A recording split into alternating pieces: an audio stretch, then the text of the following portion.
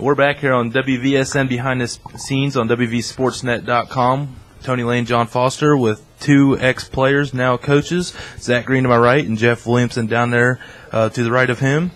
Well, guys, welcome here to Behind the Scenes. Big week coming up here for you. Logan back in the state tournament. So, Zach, what does it be like this year as your first year on the Logan coaching staff compared to when you made it to the state tournament your senior year? Well, it's a little different, but it's a great feeling either way. You know, the pride and the tradition in the town, and it's good to bring that feeling back to the town, especially after you lose a big player like Noah Cottrell, and these kids can step up their game and get us back to the state tournament, and get us another chance at a state title. It's a great feeling. Okay. Well, Jeff, you want to talk a little bit about what's the difference in preparing being a coach for the state tournament and being a player for the state tournament? Well, there's a lot more time. Right. I mean, when you're a player, you just come in, practice. You practice at 11, show up at 10:30, and then practice till 12. You're done. Right. And like the other night, Coach Hatcher gave me a copy of the Morgantown Wheelie Park film, and I stayed up from about 11 to about 2:30 in the morning, breaking it down. Wow. It took me an hour and a half to do the first half. Possession by possession. You get every inbounds play. You do a lot of stuff to come in here and be prepared for the game next Wednesday, and just hope that the players take it seriously, which, majority of them have. Right. This week, they realize how important it is. Every possession, it could be your last one, and that's how we have to approach it. That's right. But, it's good that you put that time in. You get the reaction out of the kids, especially a good reaction. Yes. That's excellent.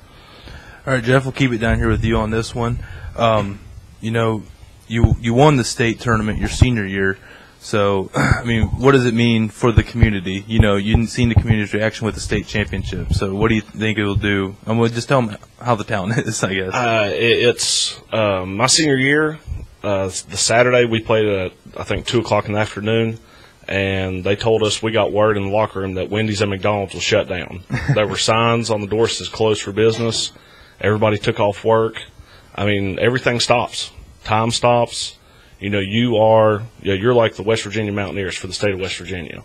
But you represent everything in Logan County, the whole town, everybody. When you walk out of that tunnel and the Civic Center is painted blue and gold, with their 14,000 fans and 8,000 of them are Logan fans, that's when you know that everybody's behind it. You're just not playing for yourself. You're playing for a whole county, a whole community, every student in the school. It's special. It's great. Okay. Well, Zach, if a player on your team is to come up to you now and say, hey, Coach, I'm a little nervous. I got some stuff going through my mind. How would you tell him mentally that he needs to prepare for this? Well, the good thing is we've got a lot of players who have been in this situation. So it's kind of even the kids who weren't on the varsity team last year. They were at the state tournament in the environment. Right. So they're pretty used to that environment. But, all I could say is don't do what I did and go out there and try to do it all, Just be patient. Everything will come, and play your game. Shouldn't be so hard on yourself. Yeah. He's a pretty good player, young man.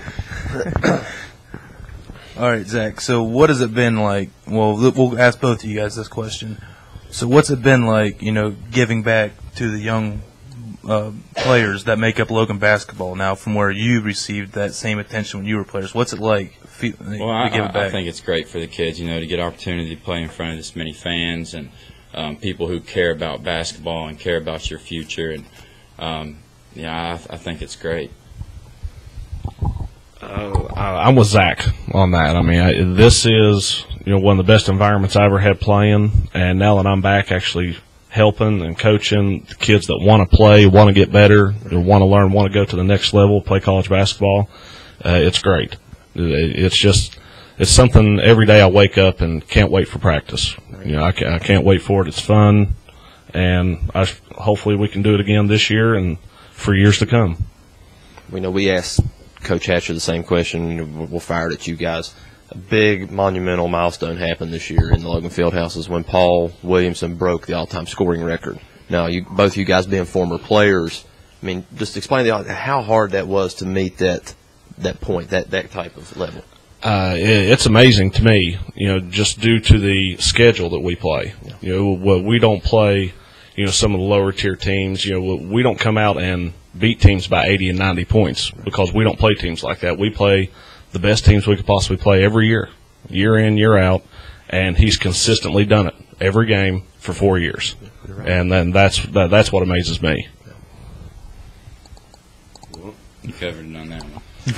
All right, you heard it here, folks. Well, what other players have you seen really progress for the Logan Wildcats throughout this season? I think Deontay Coleman has definitely, from the first day in the gym until recently, he's definitely shown a lot. But at the same time, there's some days he's just like us. He comes in, doesn't feel good. But there's other times when he can flip a switch and he can turn it on. Right. Just like that.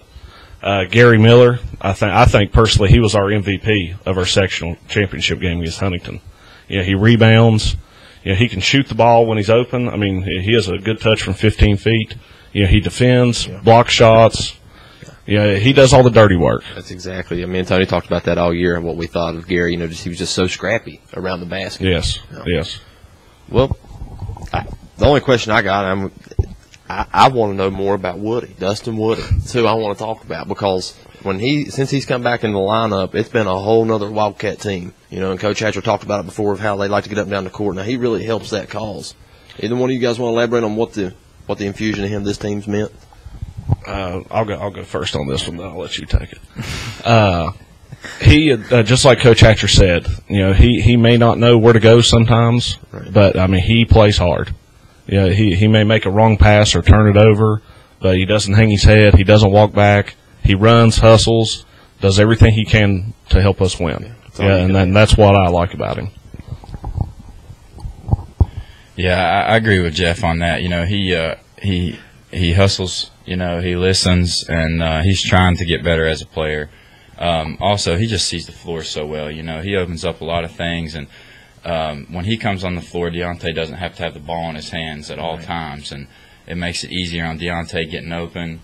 I think Deontay is less frustrated, when with Woody in the game. He's got a ball handler out there with him. He doesn't have to control the ball all the time. I think that helps him out a lot.